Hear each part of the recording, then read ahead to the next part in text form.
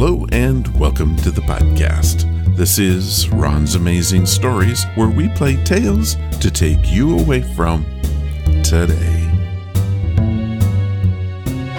And what a show we have today. Oh yeah. Phil Leech from MUFON is here to tell his story, the MUFON Story, and even share an open case that he is working on. Wow!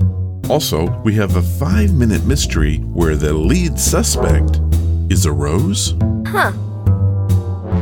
And to start us off, another strange story from New Mexico via Texas starts right now.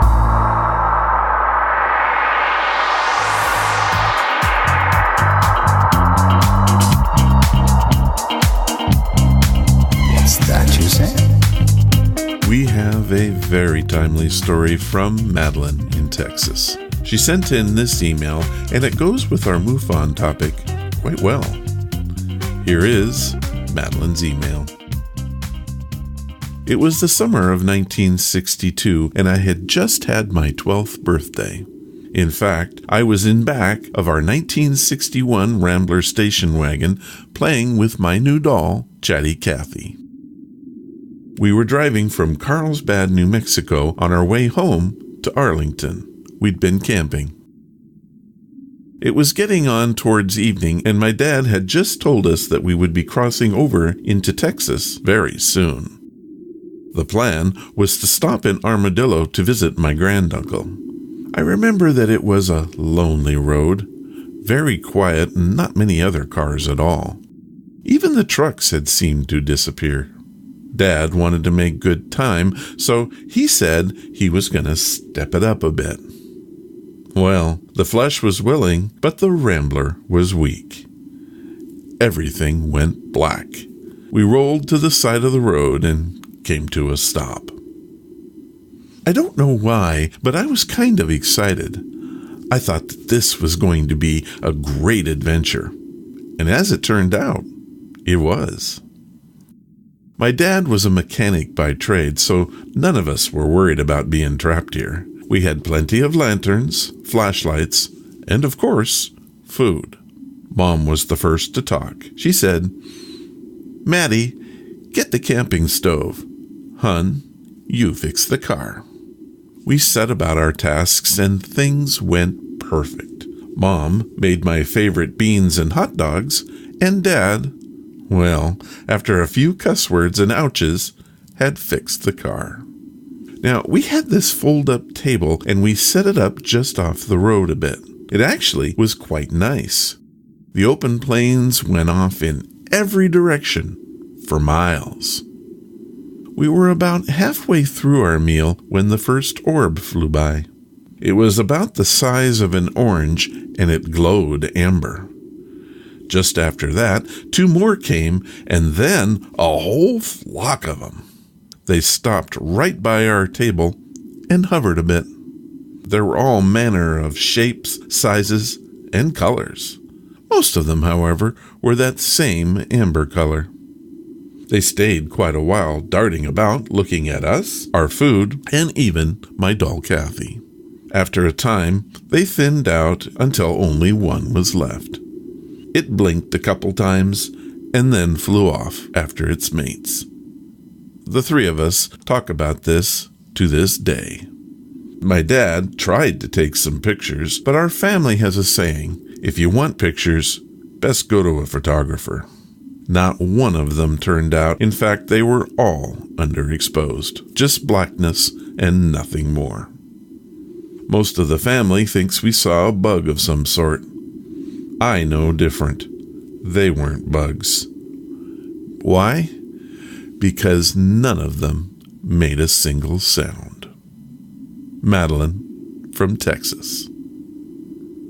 Madeline, that is a great story. It has some meat to it. I did a little research and found numerous orb stories from New Mexico, the most recent being from May 20th, 2017. It described a family that followed orange orbs in Albuquerque. I think your story is truly amazing, and I thank you for sharing it. If you want to hear your story on Ron's Amazing Stories, stop what you're doing right now. Grab some paper, computer, or voice recorder to tell us all about it. We want to hear your story, and by gosh, by golly, you've got to tell it. Come to ronsamazingstories.com, click the Contact tab, and tell us all about it. Now, it's time for even more amazing stuff. Get ready for this.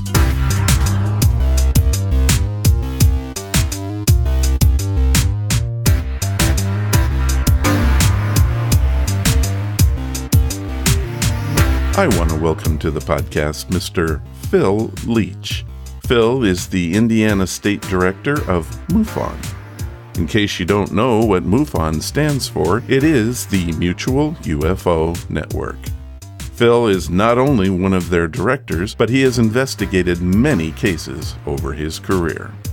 Phil has a background in investigations and law enforcement.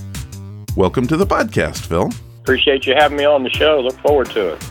I have been looking forward to this one for a long time. I love the subject matter, and I think that my listeners are going to enjoy it as well. Let's start out with the real basic, what is MUFON? As you said, MUFON's a mutual UFO network. They've been around for quite some time. They actually began in May 31st of 1969. They went through many investigators, many directors. It's an organization that's rather large. We have almost around, I'd say somewhere around 500 actual field investigators. We look into UFO reports, abduction reports, any type of report like that. They come into our phone line or on our website, and we have people that actually put those in a system, and from there it's assigned to an investigator. And from there, who knows where it might go. Just depends on how intricate the case might be. But that's what we do. We look into unidentified flying object reports and try to come up with an answer, or best we can, of what someone might have witnessed. When you say that MUFON was formed in 1969, what spurred that? Was it a group that got together and said, hey, we need this. We need a place to put our stories together? Yeah, there was actually several individuals that got together. It was actually called the Midwest UFO Network. It actually began in the Midwest, a few states. As they got larger, each states wanting to join, all the way up to different countries. They determined they needed to change the name to the Mutual UFO Network. And it was just basically the amount of reports that was coming in made the organization grow and grow to what it is today.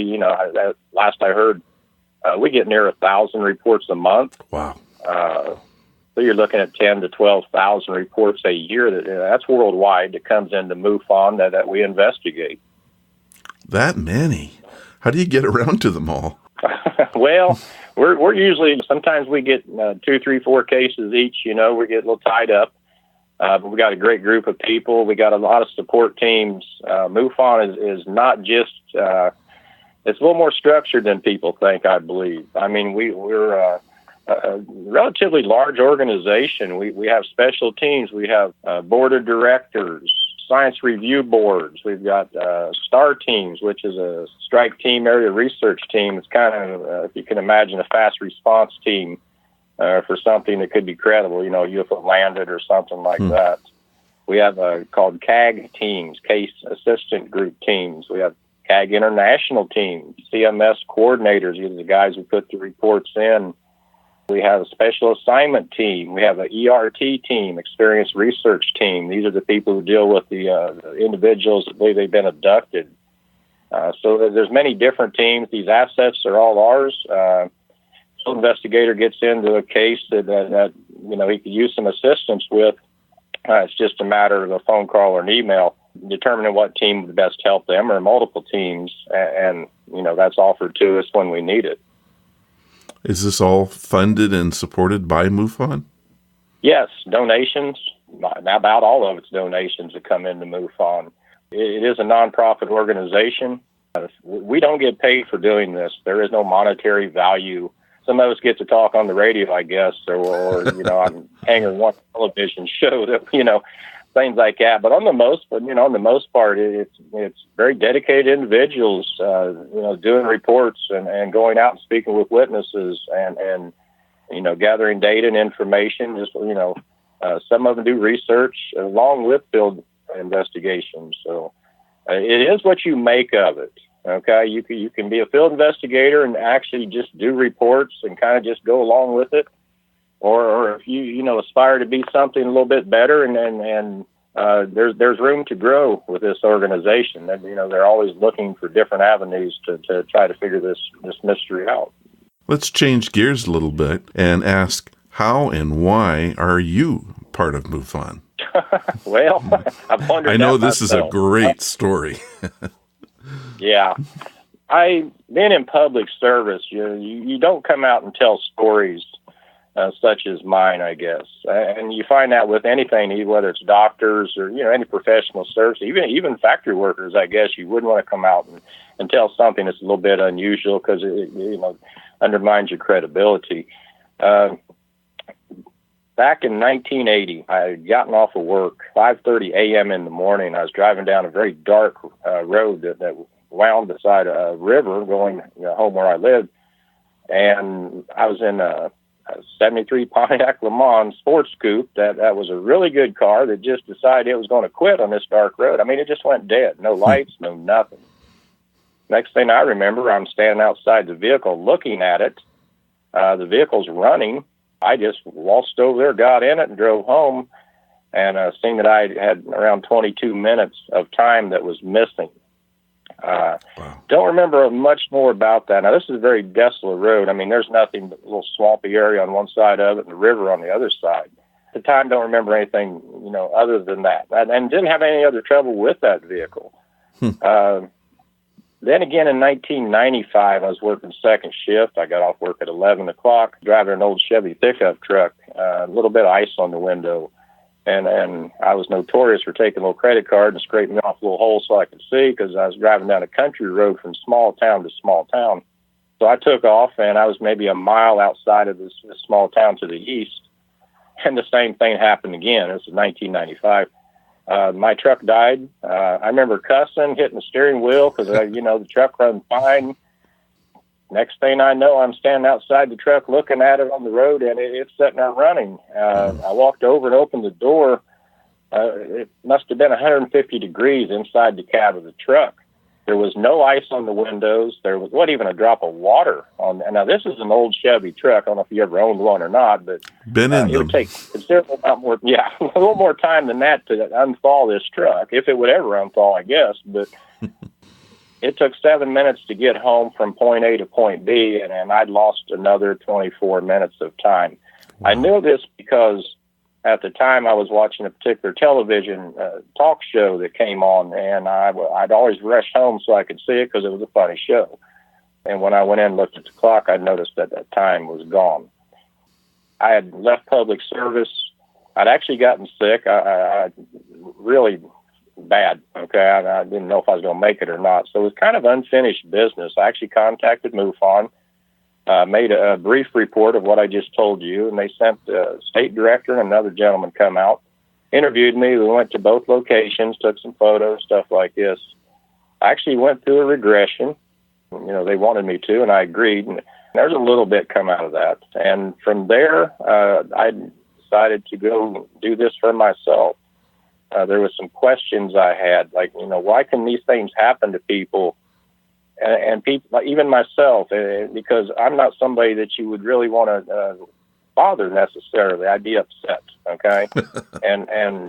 These things happened to me, and I wasn't upset. I mean, I can drive down those roads today and not even think about it, and I don't understand that at all. The big thing that happened throughout both these events was that in 1980, when this happened, and I didn't notice it as much, I guess, then, maybe because I was, in my 20s, I lost my memory on the most part. I don't remember school. I don't remember birthdays and vacations or what I like to eat, or unless I'm sitting around speaking with someone, about the good old days, then I will start to remember some of these things. But I couldn't tell you the name of the teacher clean through school. I mean, nothing. It's like it didn't happen. It happened again in 1995. That's when I really noticed it. I had lost from 95 to 80. So both occasions, it took some of my memory away. Wow. Now, I'm assuming it hadn't happened since 1995 because I got a pretty good recollection of what happened back to then. So thank God that it hasn't happened again. But that's what kind of made me want to go into MUFON, is try to get some of these answers for myself, if anything, to see if I could figure out, is this common? Is this, a lot of those answers. Do you mind telling us what happened in the regression? I can. I don't mind. I've told this a few times, not very many.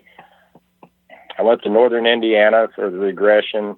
A guy named Craig Lang, he's actually with MUFON. He's one of their psychologists that they have that can, do this therapy.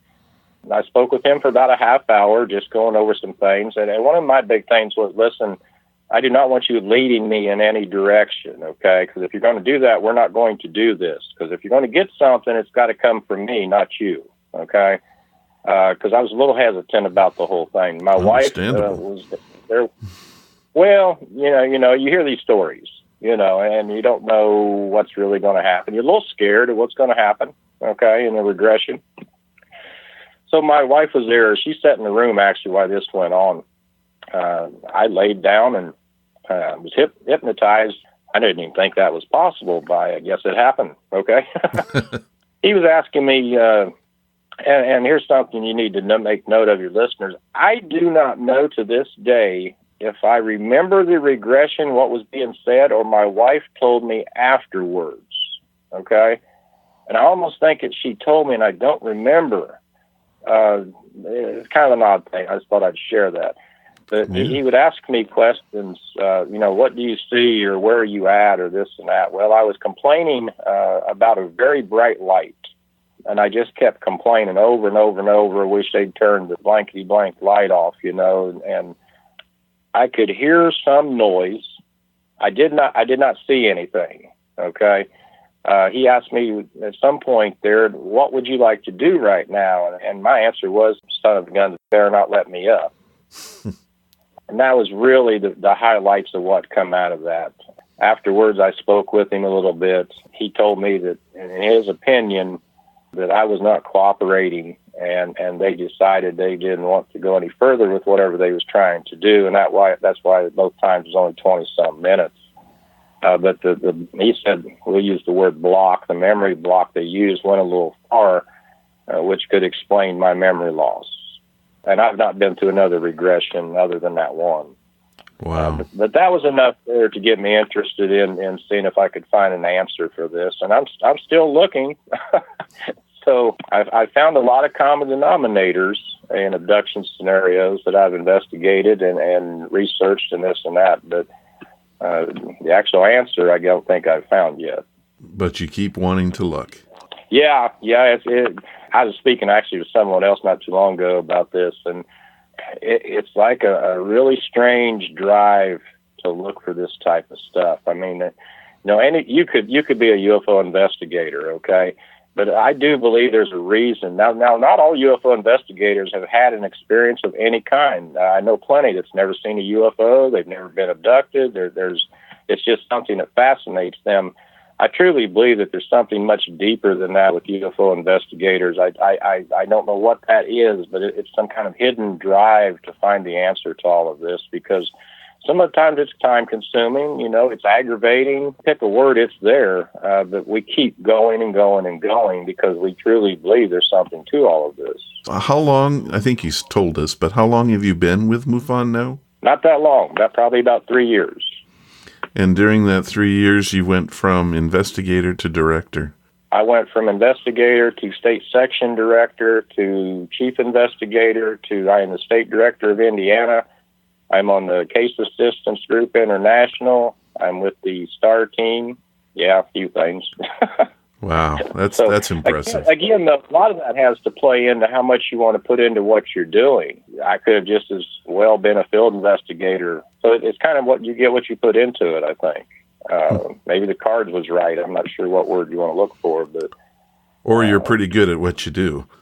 Could be. It could be. I do try. I make plenty of mistakes. Don't get me wrong, but I do try. Now, was I correct in when I said that you were an investigator and in law enforcement?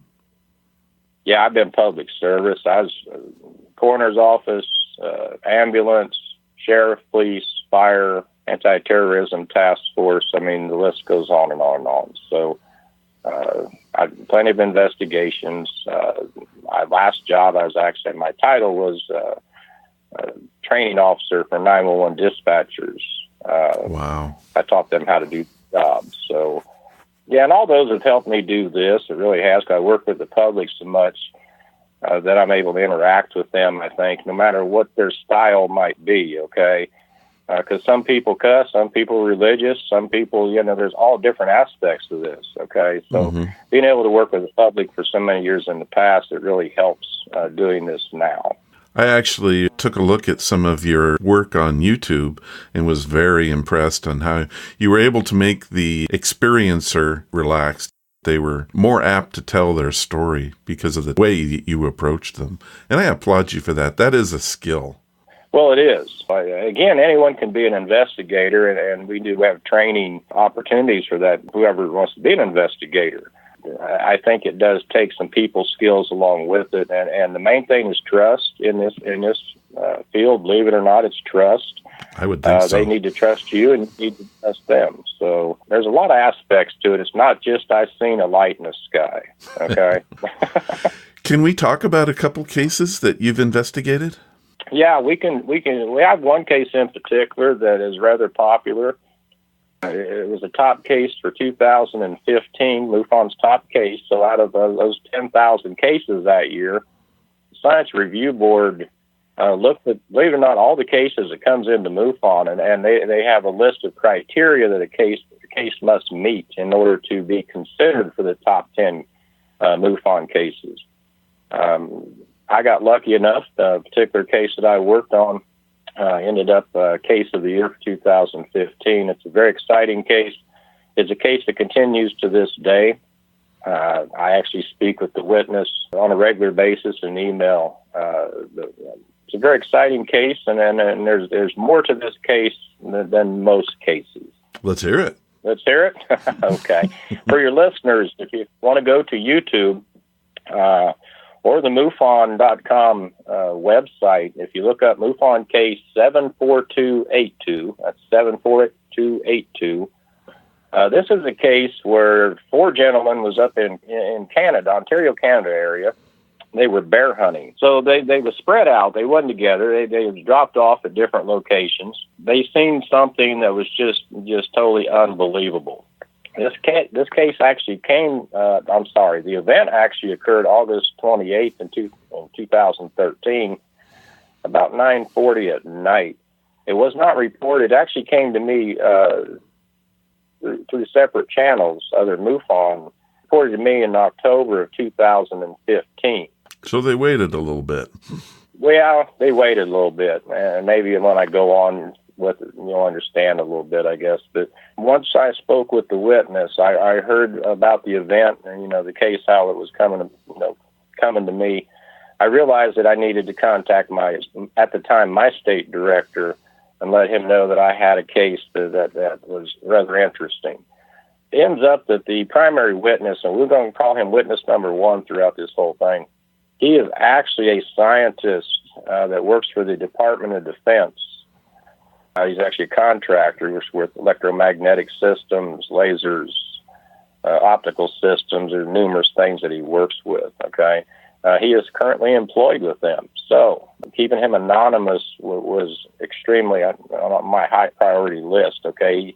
His name could not come out. His name's not come out to this day. It's been, in October it'd be 2 years. And then right now there's only me and one other person in MUFON that knows who the witness is and all about him. These guys was up in Canada. They was on a bear hunting trip. Again, spread out, pretty good distance. At the end of the bear hunting trip, a guy in a pickup truck, a Ford dual cab pickup truck, this guy was picking up the hunters. So by the time witness number one was picked up, the primary witness, there were 3 people in the truck. He was sitting in the back of the truck. We'll call witness number one would be your driver. Witness number 2 is in the passenger front of the vehicle. So as they're picked up and they're traveling down this desolate logging road, they're 3.5 to 4 miles away from the main road. Witness number one, who's in the back of this dual cab truck, over his right shoulder through the window in the door, he notices a really bright light. He looks over there and he sees a bright light coming at the truck, a slow rate of speed, thinking to himself, it's kind of weird for a helicopter to be out in this area, but it's possible, okay? As this thing gets closer, he's seeing extremely bright lights. He tells the driver to go ahead and pull over. Let's see what this thing is as it comes across him. It just doesn't look normal to him, okay?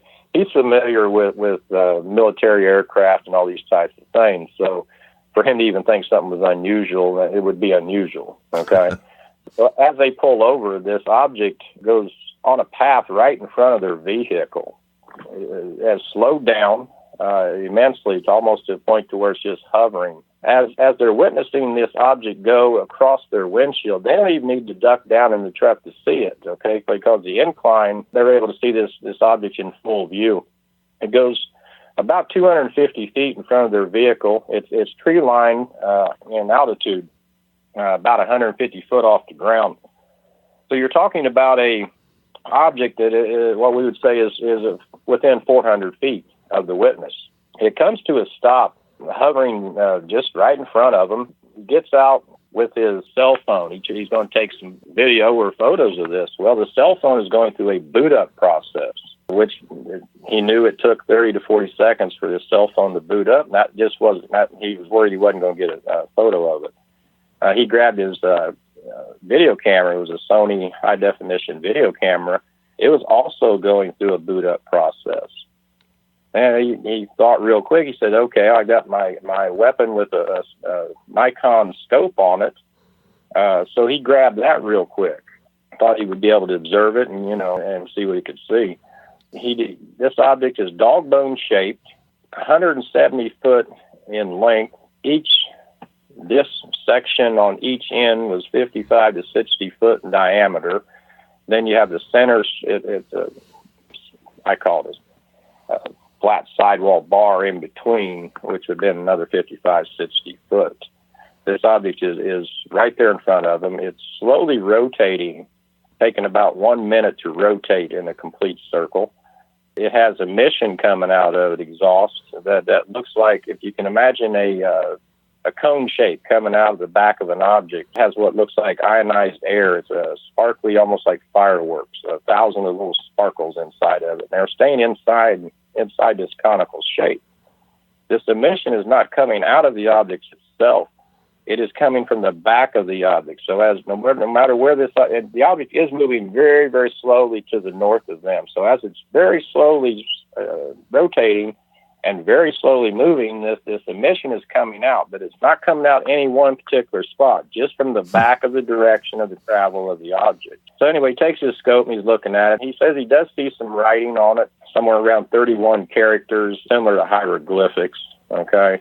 There's no U.S. Air Force. There's nothing, no landing gear. There's no seams that he can see. It's like one piece of molten mercury, one solid form. The lights that's on it has lights on each disc end. This light that's coming off of it is something. If you know what an arc welder is, it's coherent light. It's that type of light, extremely bright.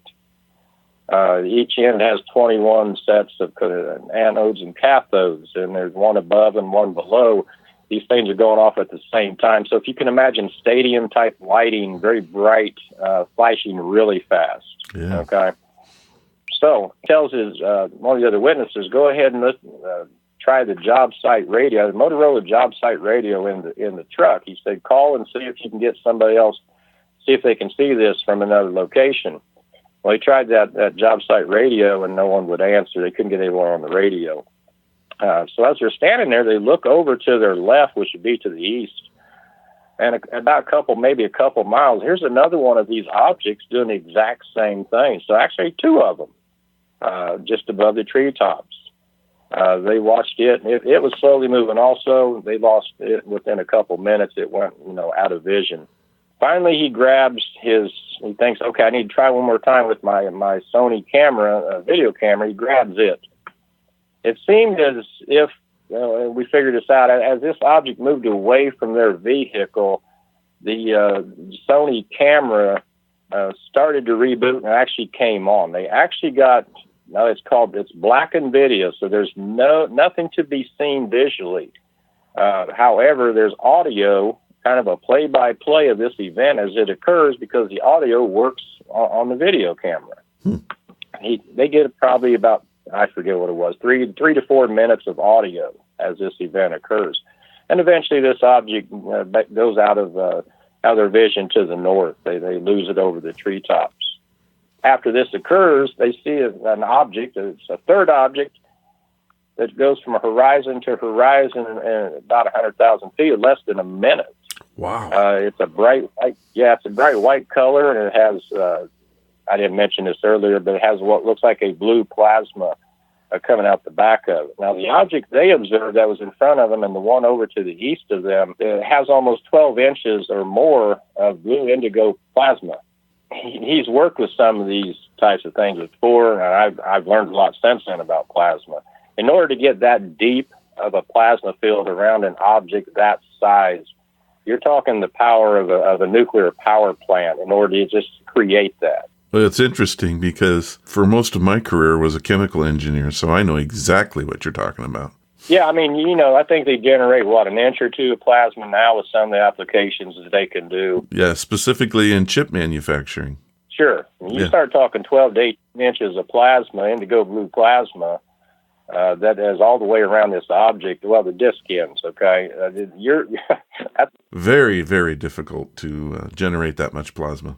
Oh, sure. I mean, the great thing about this case, and the reason I think it done so well is the witness himself, the primary witness.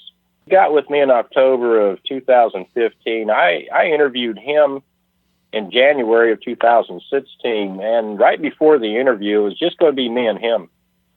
He lives here in Indiana. The event happened in Canada. One of the other witnesses actually lives here in Indiana, and at that point, I had not spoken with him at all. Within an hour of the interview, he agreed to an interview with me, and if you watch the YouTube video, the 45-minute interview that I did, he's the second individual, witness number 3, that I spoke with. He's just a good old boy farmer. The witness number 1 was the key witness in this. His background and what he does for the Department of Defense and the science that he works on, he picked up so many details that maybe me and you would miss, okay? Mm-hmm. He didn't put a lot of thought to the writing on the side of the object, the marking that he had no clue, what it meant or said. He was more interested in the plasma and how these anodes and cathodes was taking this light off, okay? So for your listeners, you think of light now, the headlights on a car or a spotlight or airplane lights. Those are generated for a reason. That light's generated for a reason. We believe, and he believes, that this coherent light that was coming from this object is possibly something that was being created inside the object. So say whatever was powering this was creating this light to come through these anodes and cathodes. It really wasn't light purposed for anything. It was just something that was being generated from how this object was operating. Hmm. The witness himself, we vetted him. We've went through who he is, what he does. I've been to his house. I've been to his work installation. The other person that worked on this case with me is one of the first people I contacted. Was the past director of the Science Review Board.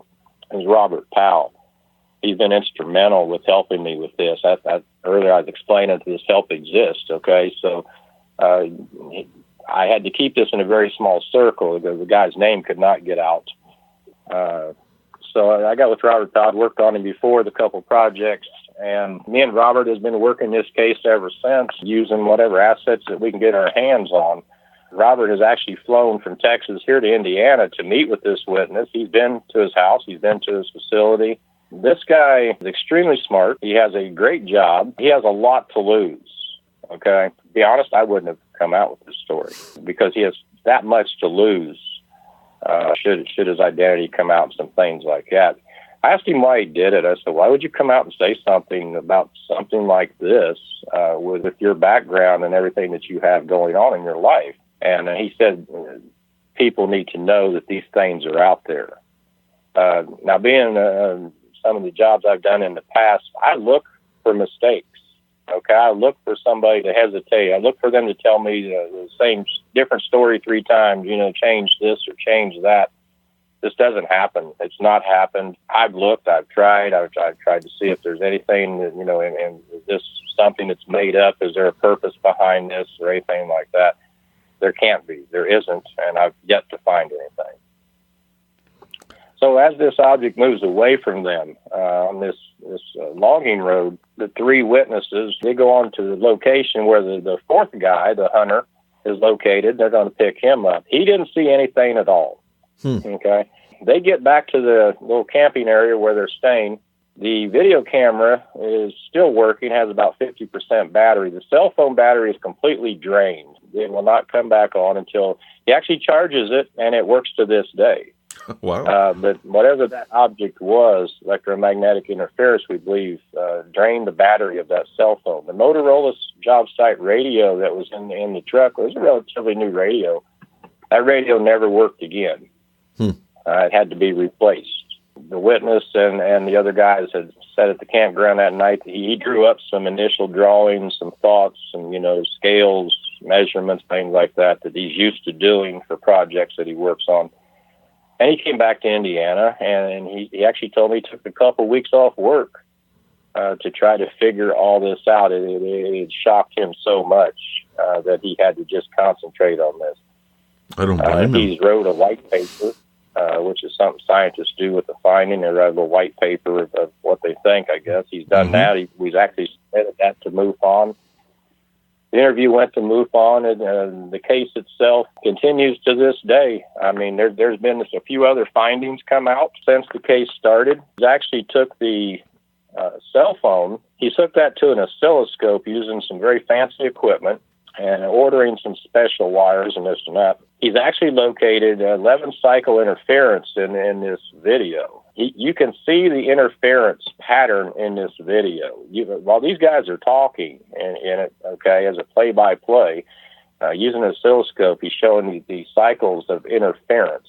The great thing about this was that he used the same video camera to take video prior to this happening. So he kind of videotaped the area he was hunting, the sunset, and all this type of thing. And being a scientist and what he does, he knew to take video afterwards. So he had control video that he could look at and then look at the event itself and see the difference in what the wave patterns is doing on the oscilloscope. So it's actually showing exactly what he's, best way to explain it in my mind is the light patterns is really quick, okay?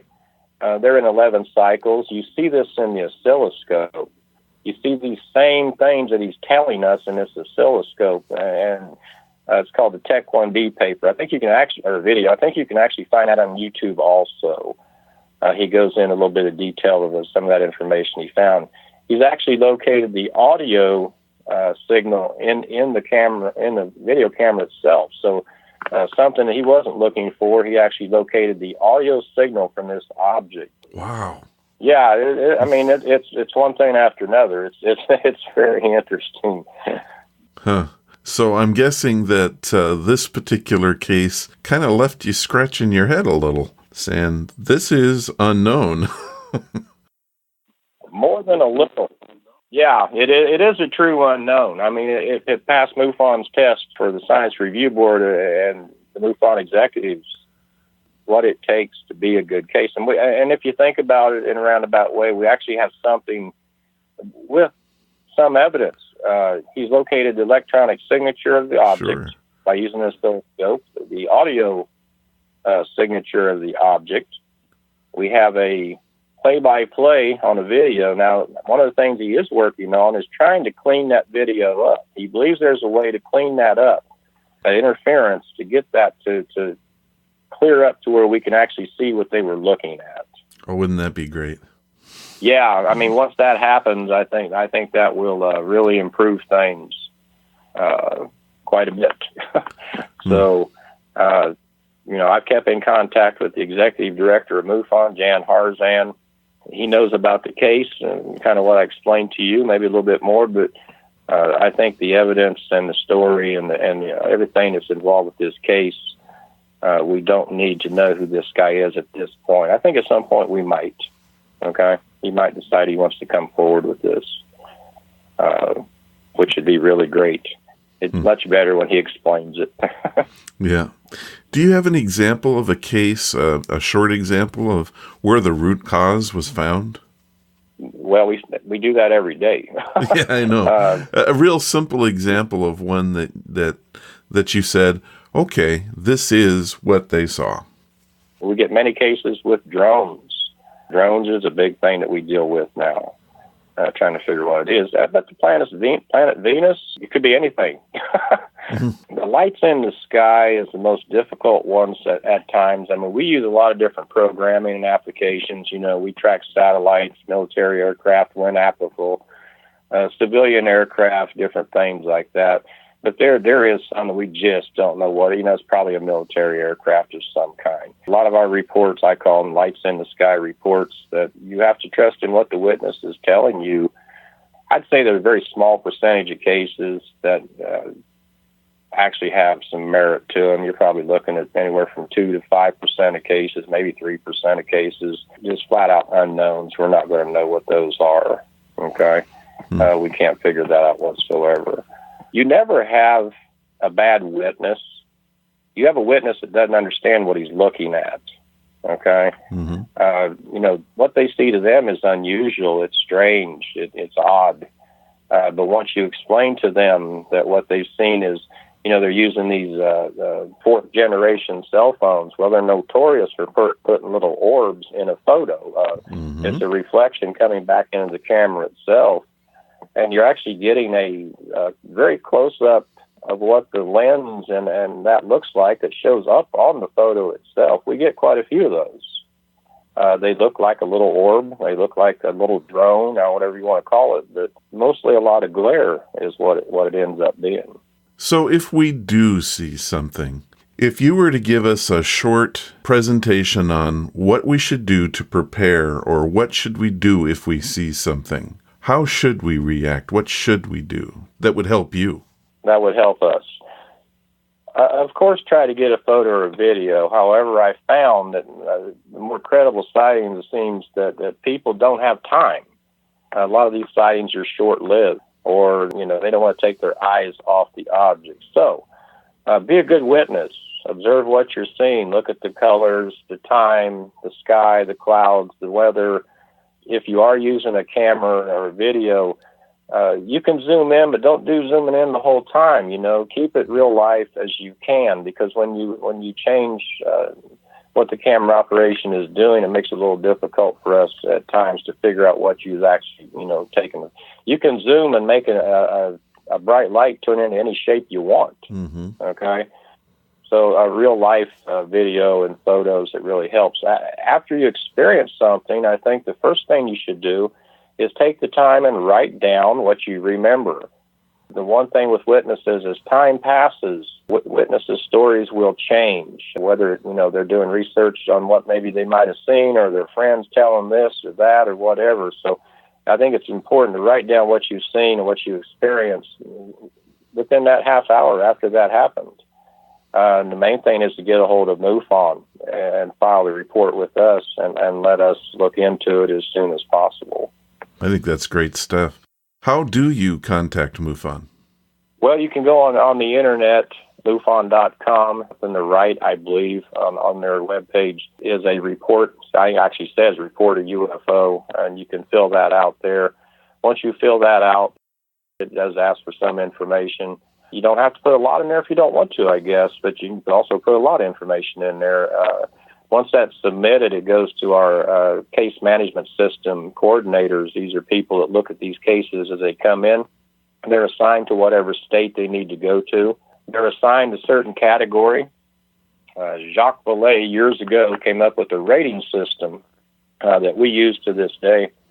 to determine what category a case might be.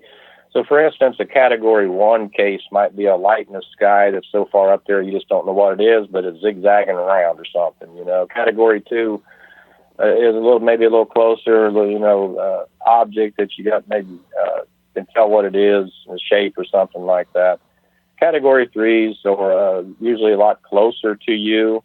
They could be abduction cases. So Category 3 cases are a little more serious to us in the way of how we handle an investigation and what type of teams we might need to use or, just extra help. So the best way is to go to MUFON.com and file a report. You can call MUFON headquarters. I do not have that phone number handy.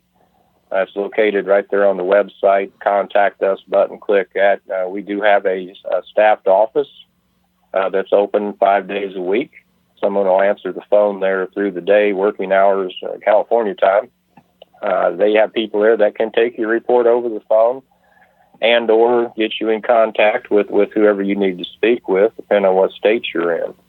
I'll make sure that makes the show notes so people can get those. Most states have a Facebook site. Here in Indiana, I actually run one called Indiana MUFON. Plus, there's a lot of good information on these Facebook sites, upcoming symposiums and meetings and discussions about things, and there's just all kinds of stuff that we put on these Facebook sites. If any of your listeners have a question about anything we discussed here today, or they want to report something and they feel comfortable speaking with me, then I can lead them the right direction. They can contact MUFON headquarters, and then they can get a hold of me through there. Okay. All right. Well, I'm going to say, Phil, it has been an absolute pleasure talking to you and an honor, because I can tell right away that you care about what you're doing. I appreciate that more than you know, because it's nice to find someone that's dedicated and then has a reason for doing it. Thank you for your service, and then thank you for your service to MUFON. Not a problem. I've enjoyed it. More than happy to help you out any way I can. I appreciate the opportunity to be on your show. I want to thank Phil for coming on the show today, and I also want to thank Roger Marsh from MUFON for getting me in touch with Phil. Such nice folks over there, and what a wonderful interview. If you missed any of the links that Phil spoke about, I will have them for you in the show notes. Man, that was a lot of fun.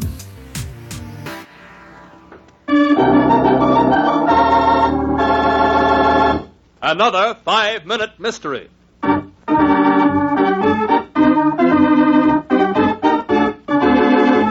This 5-minute mystery is being brought to you by roses. We in the Portland, Oregon area love them, and you should too. If a rose is a rose, then it's a rose. Don't just pick them. Have you hugged a rose today? Ouch! It's probably not a very good idea. Inspector Delafield. Yes, so you Miss Garnett? Yes, I'm so glad you've come, Inspector. It's my sister. She's been murdered. Oh, try to compose yourself, Miss Garnett. Hysterics don't help in cases like this. I know, but I've been waiting for nearly an hour and... Well, this way, Inspector.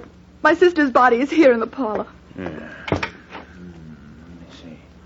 The bullet pierced her heart. Miss Garnett, suppose you tell me what you know. But I know nothing, Inspector. It's Walter who can tell you. He was here. He ran out after the murderer. May I ask the identity of this man, Walter? Walter Benson, my sister's husband. They were separated, have been for a year. Since Ethel left him, she and I have been living here in this country cottage. Now, suppose you tell me the story in its proper order, Miss Garnett. Exactly what happened. Well, Ethel was here, and I was upstairs. I heard loud talking, then a shot. I came to the head of the staircase. Walter was coming in the front door and said the murderer had escaped through the back hall. Walter went out after him. In the parlor, I found Ethel.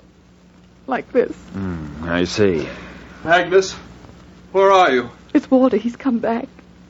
I'm here, Walter, in the parlor. Is Ethel hurt badly? Walter, Ethel is dead. This is Inspector Delafield. Oh, here, Mr. Benson. You better sit down. It looks like you're all in. Oh, I am. I chased him all the way to the Valley Road. He had a car there parked in a clump of trees. he got away. Who was this man, Mr. Benson? I don't know. I never got a good look at his face. When did you first see him? Well, I came to see Ethel this afternoon. I was standing on the stoop about to ring the bell, and then I heard the man's voice. He was very angry. I stepped off the stoop, went around to the parlor window. That window there. I stepped under the climbing rose bush and looked in. He was standing with his back to me. Then he fired. What did you do then? I ran to the front door. It was unlocked. I threw it open and saw him disappearing down the back hall. Mr. Benson, those scratches on your hand, how did you come by those?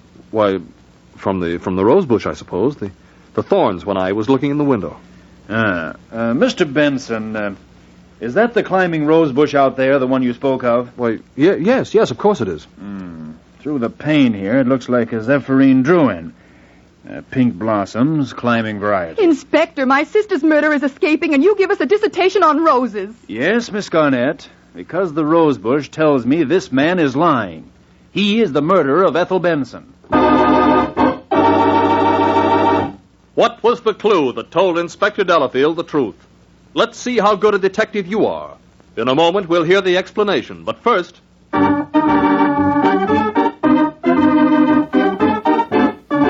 Okay, I guess I'm going to call this one the Rose Murder. But I have to say, I really don't think the Roses did it. Ron, the ex-husband killed her. Right, that's just what I said. But are we sure about that? I mean, did the Rose have a motive? Ron, he did it. So you say. But let's head back and see what really happened. And now, a final word of explanation from Inspector Delafield. Although Walter Benson's story had a ring of truth in it, because of its simplicity, he made one mistake. Later, he confessed that it was he who had argued with Ethel Benson, that in a blind rage he had killed her. It was her fingernails that scratched his hand, not the rose bush. For any amateur flower gardener knows a Zephyrine Druin has no thorns.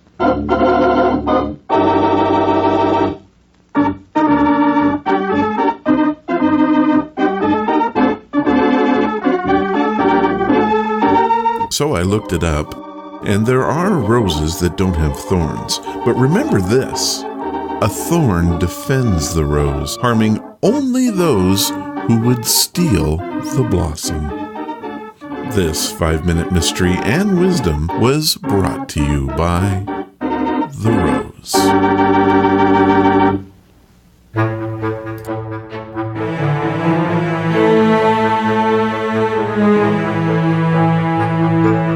How about that for a podcast? I'm going to have to put this one on one of my favorite lists. Of course, I have to thank both MUFON and Phil for taking the time to chat and to set this all up. Coming on next week's podcast, we have a Western week and an honest-to-goodness Western ghost story. Now, if you want to keep up with what's happening on Ron's Amazing Stories, please follow us on Twitter, Facebook, or sign up for the weekly newsletter. All the links you're going to need and access to the blog can be found at ronsamazingstories.com. Thank you for listening, and I hope you come again to find out what are Ron's Amazing Stories.